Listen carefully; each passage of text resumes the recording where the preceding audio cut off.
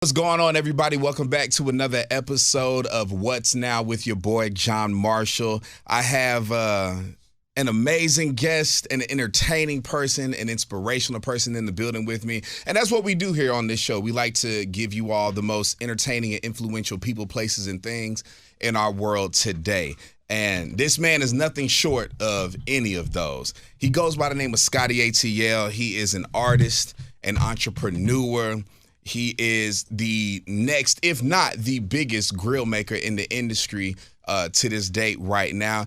And I'd like to call him a friend of mine. We've been rocking for damn near 10 years almost at this point. And he's in the building with me today here at iHeartMedia, straight out the ATL. Scotty ATL, man, what's going on, dog? Man, what's poppin', man? How you feeling? Hey, man, everything is good, man. You shining as always, dog. Thank you, man. I'm always trying to shine. You feel me? Absolutely. Now, you know what, bro? This is a funny story. This is how we're gonna kick things off, man. The last time I was in or around you or your brand, I was on the east side at the shop, man. And I was buying my ex-girlfriend a grill, man. Fuck that bitch, man.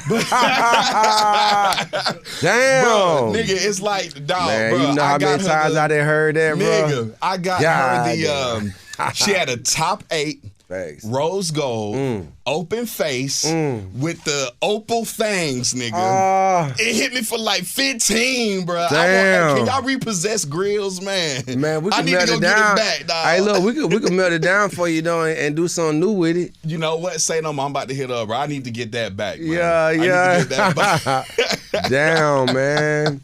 Wow, But, bro. That's real shit. Yeah, man. How you doing, though, dog? Man, I'm doing excellent, man. I'm having a good day.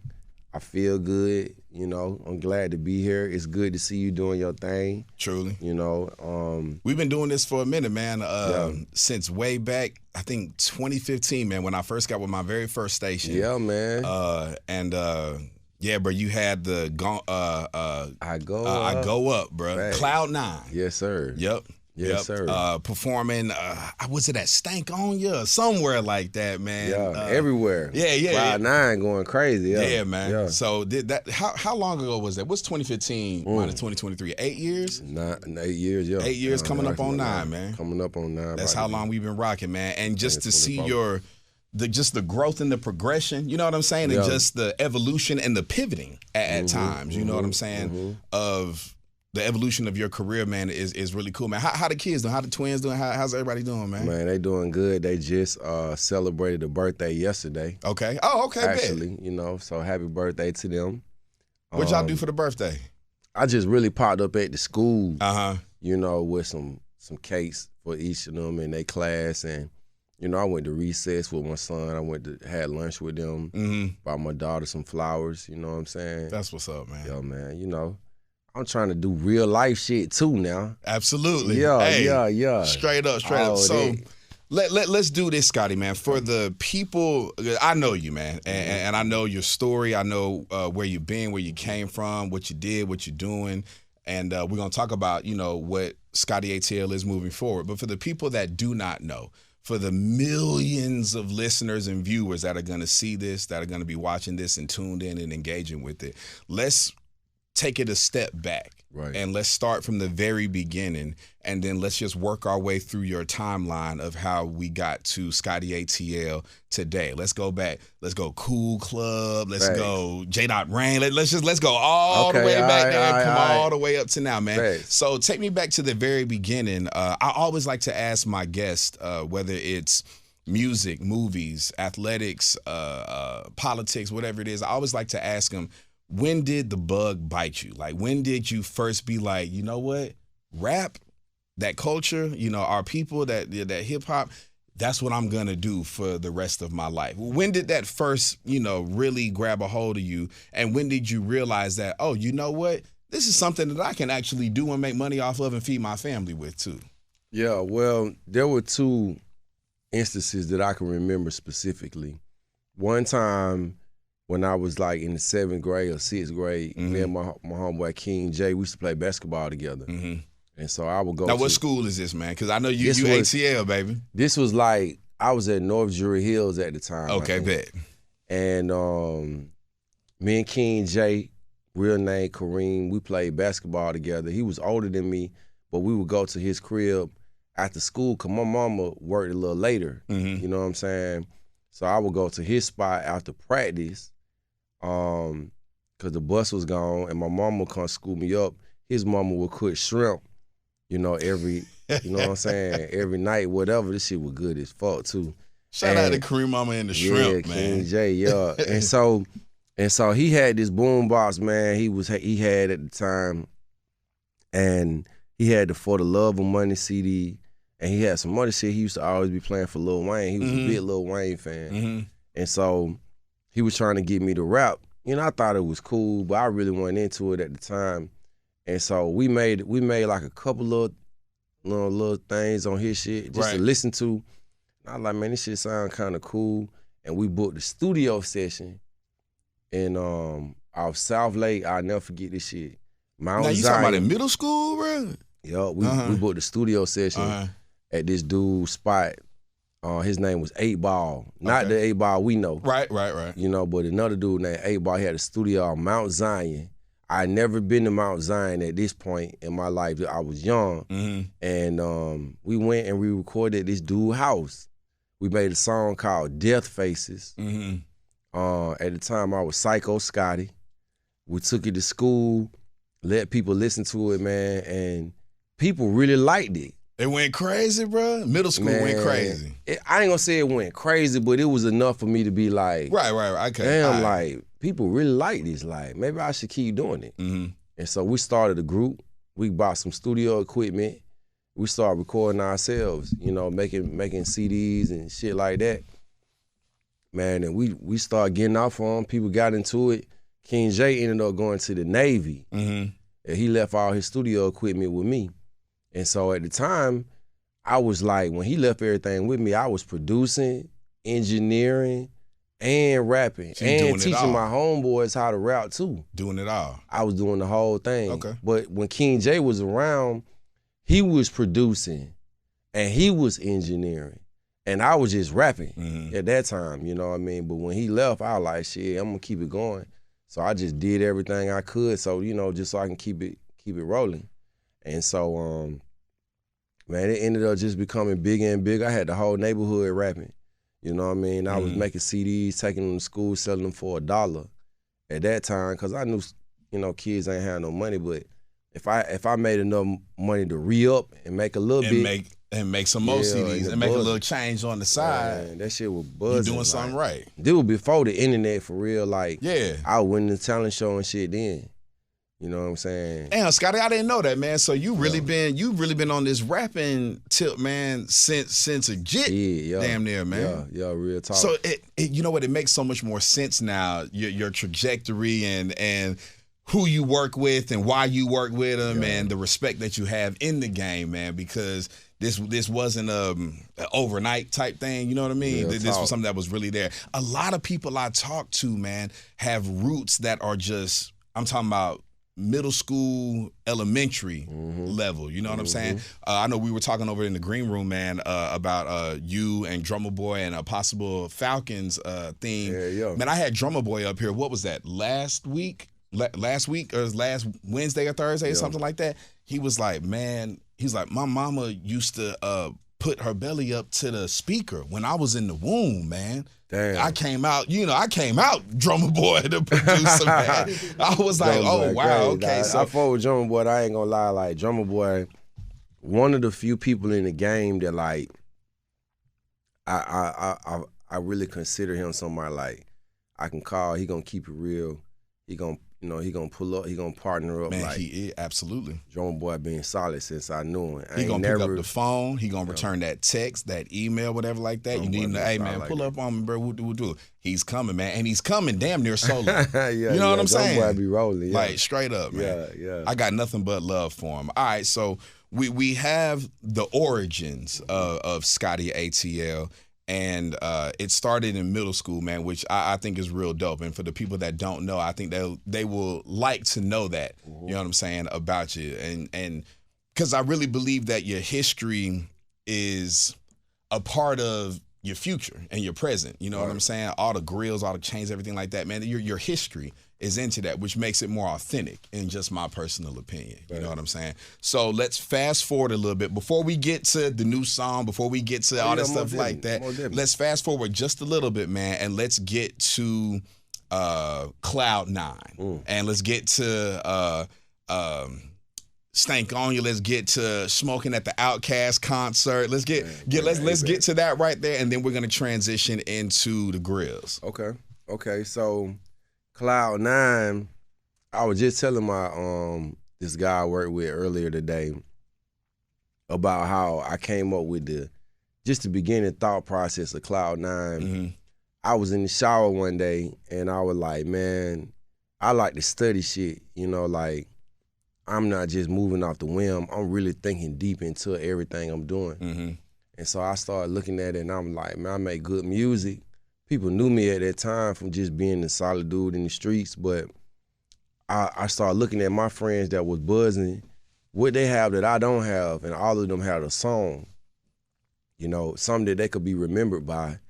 And at the time, people just knew the name Scotty ATL for being a dope artist, dope rapper, somebody got buzz. Somebody that's buzzing in the streets, you know what I'm saying? Yeah. But I would say hadn't had the big one yet. Yeah. Right? Is that safe to say? No, that's real. I knew I had to have a song in order to go to the next level. That's what people was going to take me serious. Like, because if you think of anybody that made it big, you can attest that. Now, you talking about Buddy who did this? You talking about Buddy who got this song? Yep. So I was like, okay, let me focus in on that. And I ended up going to the studio with DJ Toomp. Shout out to Toomp, man. We was working. And me and Toomp was to be honest, we was just vibing, man, just working. It wasn't no real rhyme or reason to it. He just opened his studio up to me. And we would record every day, me, him. JL was like his intern engineer at the time. And so JL was there. Me and JL worked every day. And one day I came in and Toomp was like, man, come upstairs. Let me let you listen to this beat I made. I was like, okay. So I'm up there, I'm smoking, I'm rolling up. I'm like, damn, boy, this shit hard. He played it, he played just really the thong, thong, thong. He was just getting that into it. Hold on, wait, she was making it? Or he was making the song, he was making the beat. Yeah, he was making the beat. Yeah, he was making the beat. And so I'm like, damn, that shit hard. And so I started writing it. And so he was, Toomp was always giving me game and shit when I was writing it. Just, man, you do it like this, say it, say it like that. So I finished the whole song really like maybe 30 minutes. We went downstairs his shit was upstairs, then you went downstairs to record. You know what I'm saying? And so we went in the booth and I rapped it one time. He was like, nah, say it like this, I'm like, okay, cool. And so we ran it back, man, and that was what was known as Cloud 9. Like, the delivery, you know what I'm saying? Just like the attitude behind it, it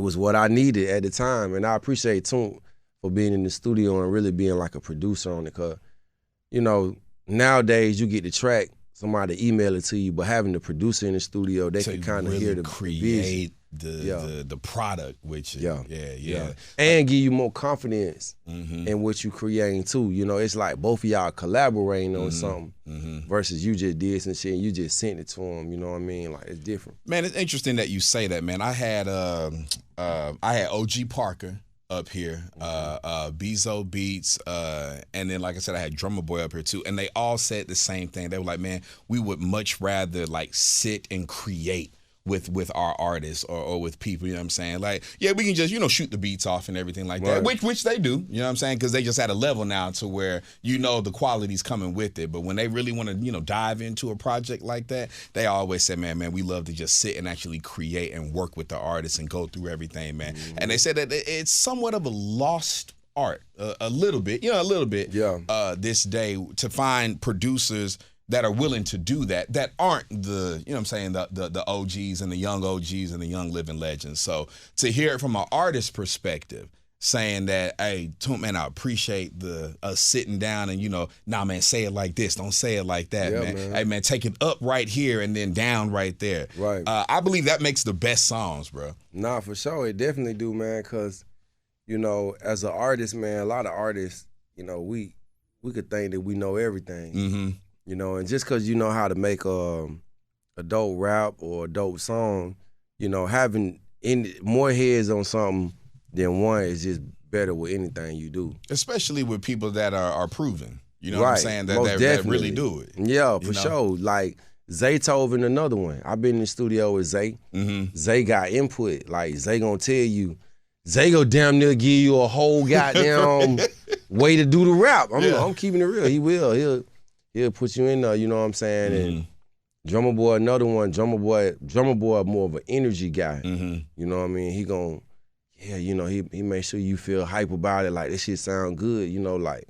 You know, so it's just different. Everybody got different styles, you know, how they do it, but it's all good input. Absolutely. I always like to do that. Absolutely. You know what's funny, man? Another just quick story.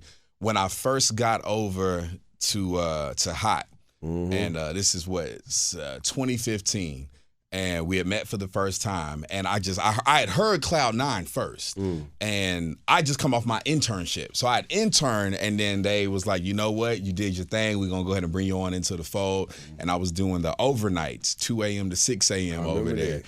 And but I also knew how to produce very well, commercials and all that stuff like that. That's how I really got into the game, because don't nobody like to produce. If you're an on-air personality, it's like, oh, I'm on air, I don't have to produce. But I actually got in by knowing exactly how to produce and then weaseled my way on air.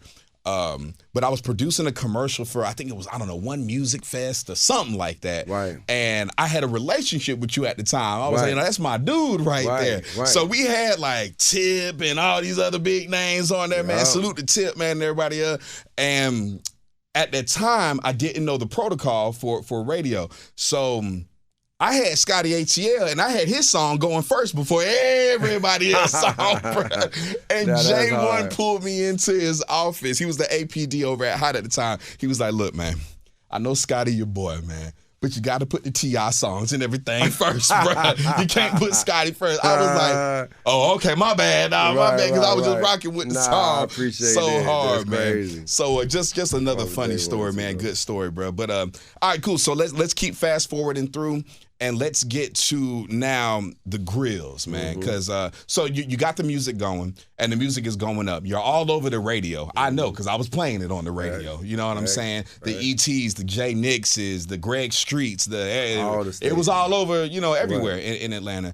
And I remember the Traffic Jam. That's what it was called, bro. Street. Yeah, exactly. So you're all over the radio. The music is going crazy.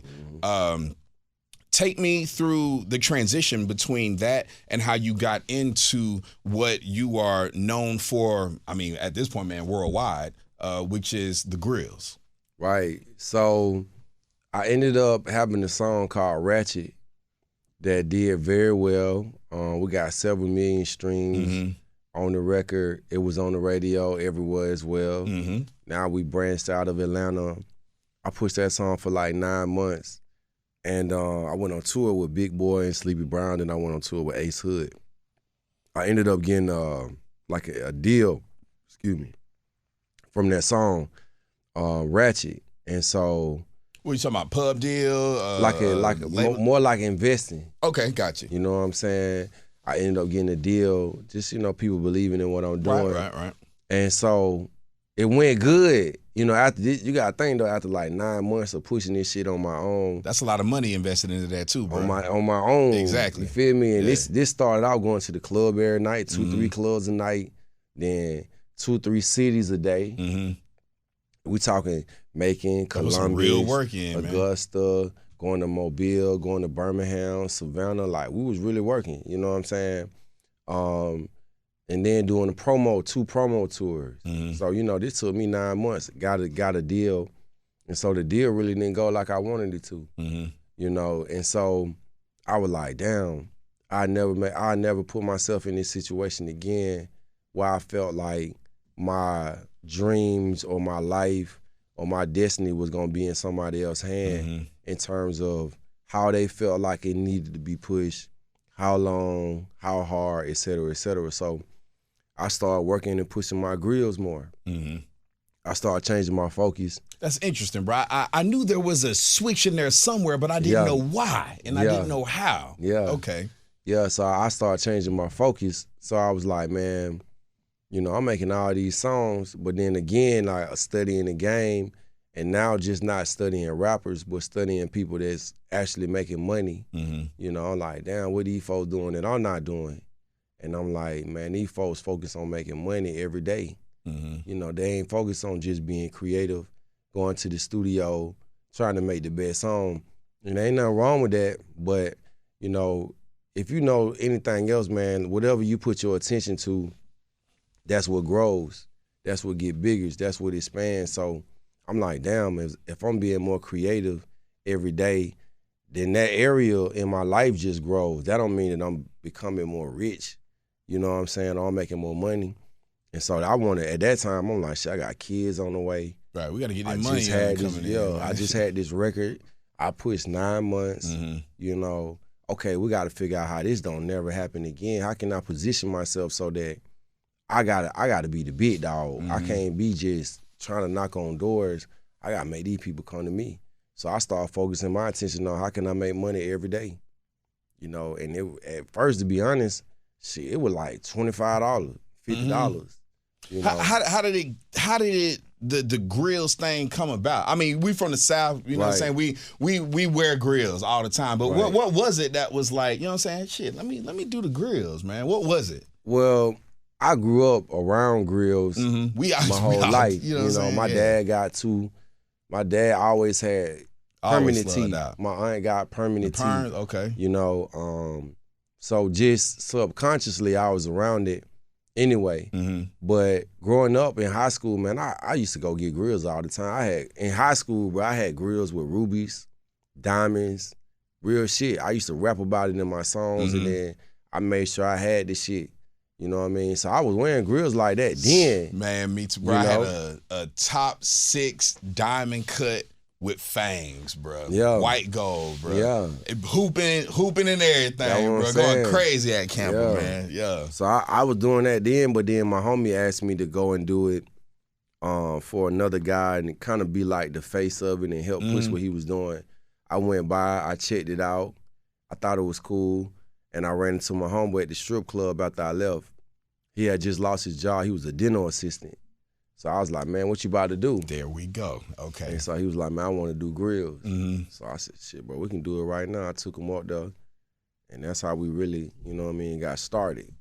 Boom. All right. So that's the origin story of Grillz by Scotty. Now, you've done some pretty dope grills for some huge names, man. I'm talking about like international, you know, superstar type names, man. Talk to me a little bit about who you've done them for and how you got to doing those grills for them. I know the Issa Rae's, I know the Nick Cannons. Talk to me. Man, we've done grills for Issa Rae. Recently we did grills for Summer Walker. Mm-hmm. We've done grills for T.I., K. Michelle, the Hogs, Puma, Crown Royal. We're doing the Rock the Bells cruise this month. Right. Man, we're doing all kind of shit. You know, it's surreal to even just think about. It's such a blessing, man. Yeah, it's crazy, man. You know, it's a lot to just even think about, to just take in, you know, so.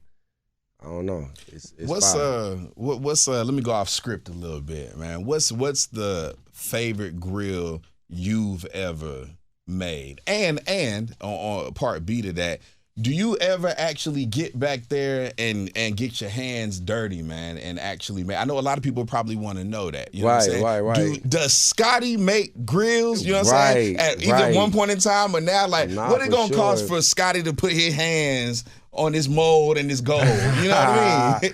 Well, so the first part of the question, my favorite grill that I've made probably was design-wise a grill for the Hawks. Okay. You know, we used the Phillips Arena, the front of the building where it says Atlanta, and we put that in the grill. So it says Atlanta on the front, the top part of the grill, in the same style as the front.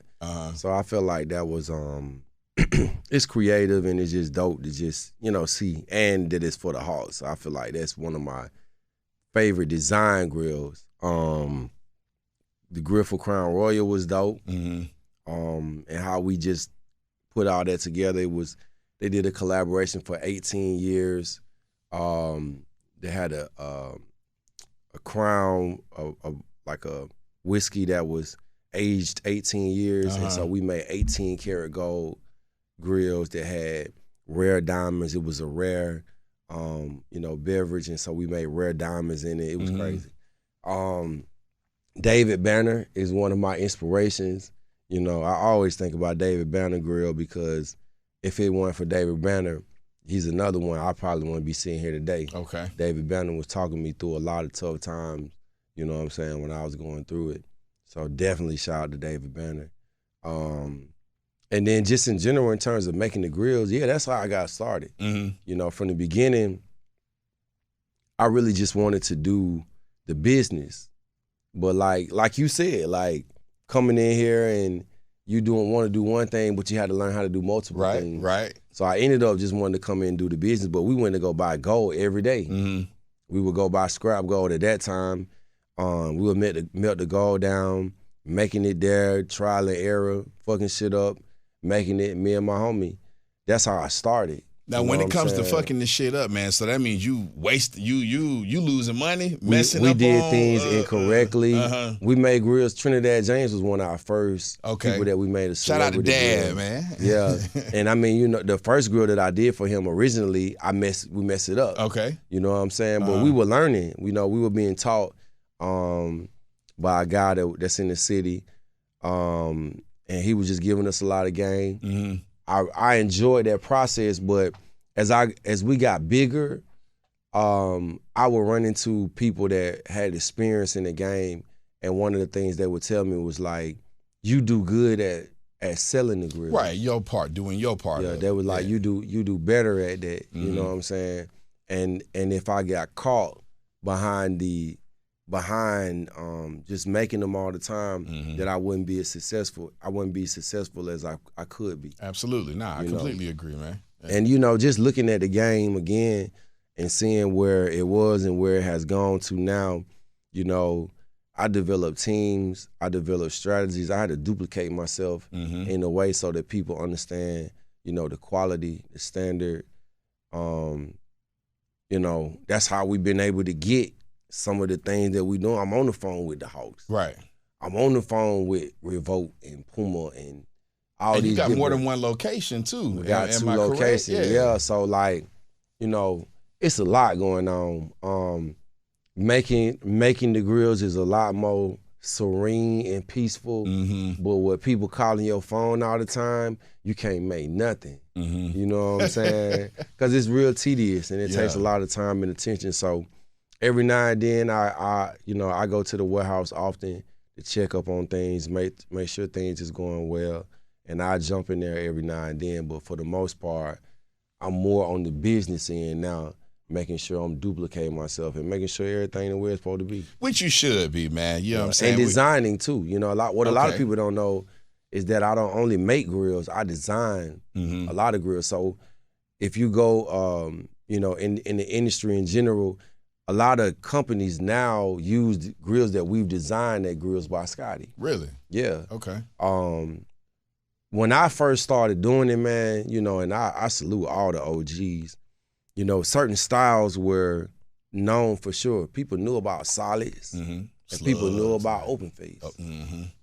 But as Grillz by Scotty came on the scene and got bigger, people started to know about the bar. Yep. You feel me? People started to get more into the opals. People started to get more. I bought one for my ex. You know what I'm talking about? The opal thing. But if you went to a grill shop prior to, it might not be opal before, man. It may be two things on the menu. Yeah. You want to get solids or you want to get open face. Yeah. You get some diamond cuts on the solid, get you a fang or two, and that's about it, bro. That's about it. And keeping it even more, for real, people could correct me if I'm wrong, but in terms of grills, most people haven't been doing, like, we do singles. We'll do a cap for you, like we'll do fangs, like, man, folks ain't doing that. That was, you know what? Now that I think saying? about it, bro, just coming from my background, we didn't really see a lot of, you know, the two, you know what I'm saying, or the you really didn't see, or the three, you know what I'm saying. You really didn't see that, man. They weren't doing all them designs recently, bro. And okay, I'm telling you, I know. I'm like I said, I've been buying grills for a long time. I ain't never seen no bar.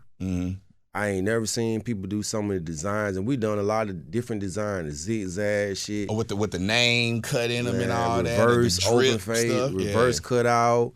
You know, we got all kind of designs and shit we did, man, that people now have used, and you know, we may not get credit, but you know, it's what though. Yeah, right. I ain't really tripping. You know, it's just the point that I feel like we advanced the game in general. And man, the authenticity and what you're gonna get, what you're getting now, and in the long run, man, it can't be duplicated. Yeah. And you know what I'm saying? Whether the credit is given or not, man, I'm sure the bank account is. You know what I'm saying? Yeah, for as long as the bank account right, you know what I'm saying? Yeah. So I got a couple more things I want to touch on with you, man. I don't want to keep you too long, bro. Okay. But what you got in your mouth right now, man? What you chomping on right now, man? Talk to me. I'm wearing yellow diamonds, you know, yellow diamonds, yellow opal. Top and bottom, 14K. Is this get to the camera one time, man. That way, y'all see it. Yeah. And you know, this is a piece I customized for myself. I could have put the white diamonds in there, but I had a few grills before this that had white diamonds in it, and because I do grills, I always feel like I need to come with something that's a little bit more unique, something that's a little more different. So when people see my grill, a lot of times they're like, okay, you know, it's more of a shop value than it is just a piece for me to just, well, you know, I could come with the regular diamonds. Right. I could do that. You could ice it all out, blah, blah, blah, blah. Yeah. I could do that, but it's sunny, you know, when you see my smile.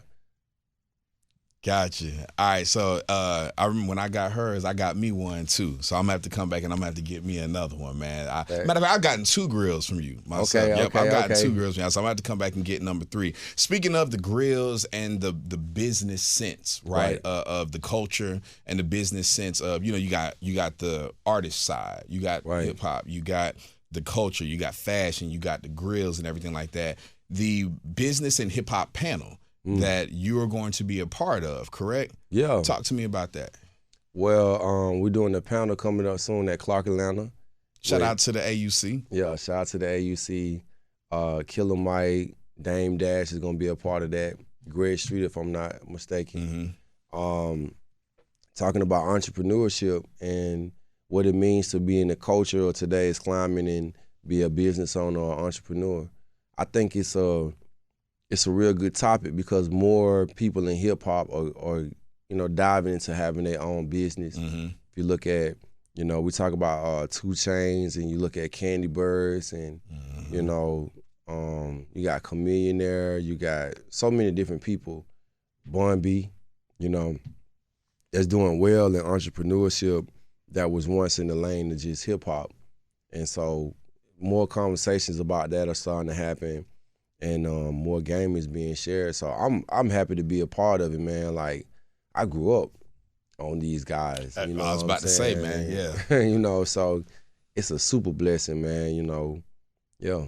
That's like me getting a chance to sit across from people. You know what I'm saying? Yeah. That I remember tuning an actual radio dial to Hot 97.5 or whatever. You know what I'm saying? Mommy, La, Chris Lover, Poon. That, like, and being able to sit across from these people, man, and talk to these people. We was just at Nelly's birthday party, like a day or 2 ago. You know what I'm saying? Tell Nelly, man, that they don't need to do them dolls no more when people pull up. I fought with Nelly, you know, but goddamn, they had them dogs trying to get in niggas' cars and shit. Look, I ain't come. I was almost to the front.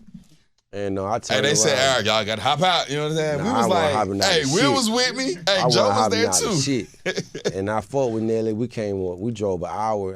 Ain't no beef, though. We fought with Nelly. Yeah. Yo, next time I need to be on somebody's list. Yeah. Hannah Kane. All right, Mo. All right, Hannah. All right. Yeah. Shanta, no dog going in my shit. I gotta get Scotty in that thing next time, man. Nah, I'm just joking, though. Hey, them dogs weren't that good. It's all love. We slid through that motherfucker with a little you know what I mean?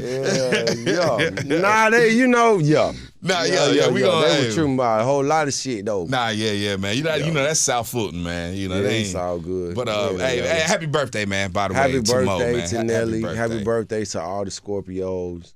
My kids, Scorpios, so I fought with the Scorpios, you know what I mean? 100, man. Well, look, before I get you up out of here, man, Rock the Bells cruise, man. We're celebrating 50 years hip-hop, and Scotty ATL is featured and going to be a big part of that. Give me a little bit of details and how that came about, man. You are truly in so many different lanes, just in hip hop in general, man. Right. Outside the music, and you make great music too. But give me a little bit on that right there, man, because this is what I feel that artists, producers, talent, management, that people need to see and people need to hear, because it's so much bigger than just the song. Right. It's so much bigger than just the song, man. That's real. So we're going on the Rock the Bells cruise, LL Cool J. Man, I'm so excited about this. We've been talking about this really all year. Preparing for this cruise.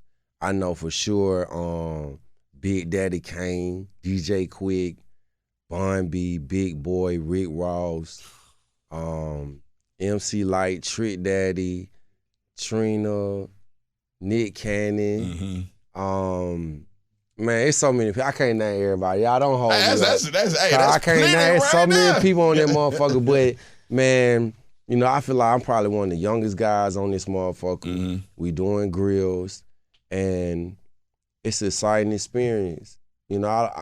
I kind of got an idea what to expect. I kind of don't. But just in general, man, to be a part of this is like, it's history, man. It's history. It's just crazy. Like, we're going to the Bahamas, we're going to Nassau, and then we're going to, I think it's Free Bahamas? Is that what it's called? Shit, nigga, I don't know. Hey, you the one going, bro. Man, now I love people, they be waiting to tell you. He said it wrong. He said it wrong. They gonna get he you. said it wrong. He didn't know he was going. Gonna go crazy. I don't give a fuck. We going. I don't give a fuck, nigga. We going. I don't got to know that we going. So I'll be on that motherfucker. And it's gonna be dope, man. I can't wait to just go and have a good time and experience both the work. We're gonna be working all day. Absolutely. But it's gonna be time where they make people get out of the boat, so we're gonna have a good time too. So. All right, man. Well, look, but before you get up out of here, we got to touch on the new single. Most definitely. You know what I'm saying? Shout out to my boy K Camp. Right. Shout out to the living legend, man, CeeLo. You know what I'm saying? Talk to me a little bit about that, because I can tell that.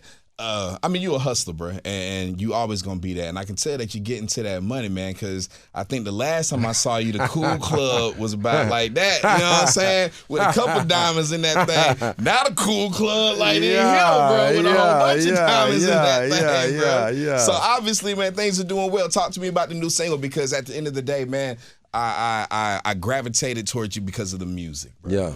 And the music has always been amazing, man. I'm a fan before anything. Yeah. Just for the industry as a whole, man, and to people that whose music I love. So talk to me about the music, man. Let these millions of people know what's coming up, what you got out right now, bro. Man, right now I got a record out. It's called Major. It's produced by Cassius J and Meal Ticket, featuring CeeLo Green and K Count. Man, this is an honest opinion. I feel like this is one of the best songs that came out this year. You know what I mean? You gotta listen to it. You gotta hear it. You just gotta put this on repeat. It's so player, and I love because it's player, because like I'm from Atlanta, and I've been on all sides of this shit. I'm from the East Side, man. So, I've been in the streets. And I know that everybody who say they ain't in the streets, they ain't in the streets for real. So I'm glad to just give niggas a different side of the city in general, and it's coming from a nigga that could really talk that talk. Like, you know what I mean? man, it's some player shit for you. No trapping going on. Nobody got shot on the song. Y'all just vibe real quick. You know what I mean? Have a good time. Listen to this shit, nigga. Let the window down. Smoke you one.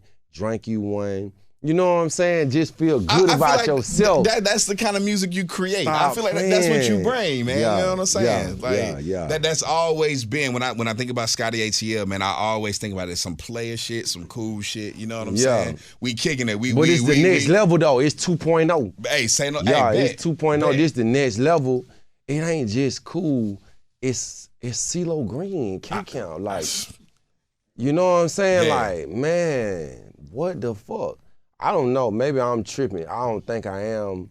I feel like everybody in the world need to be listening to this song. Everybody listening to this video, podcast, streaming, whatever this shit on, you need to make sure you download this motherfucker right now. Major. Say no more. Major, Scotty ATL, K-Camp, CeeLo Green. Hey, Scotty, look, man.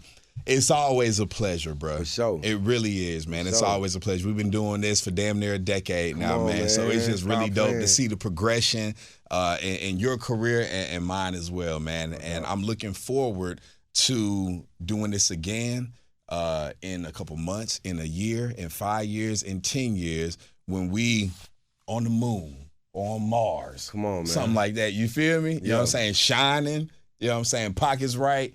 You know, all that good stuff, man. But it really is, man, a good time, man. Every time I get a chance to just kick it with you for a little bit. And, hey, man, I'm pulling up. I need me another grill. You know what? I'm going to let Shawty have the rolls go, bro. I ain't even going to bother. She probably lost that motherfucker. Look, probably, dog. Probably, man. Probably, man. Yeah. But, nah, man, definitely going to pull up on you, man, so I can get slugged out once more, bro. Nah, let's do it, man. You're the only person I bought grills from in the last, I don't know how many years, bro. That's what's up. So, salute it, man. By the way, where can they find you? Where can they find the grills? Where can they find the music? You know what I'm saying? All that good stuff like that. No doubt. grillzbyscotty.com.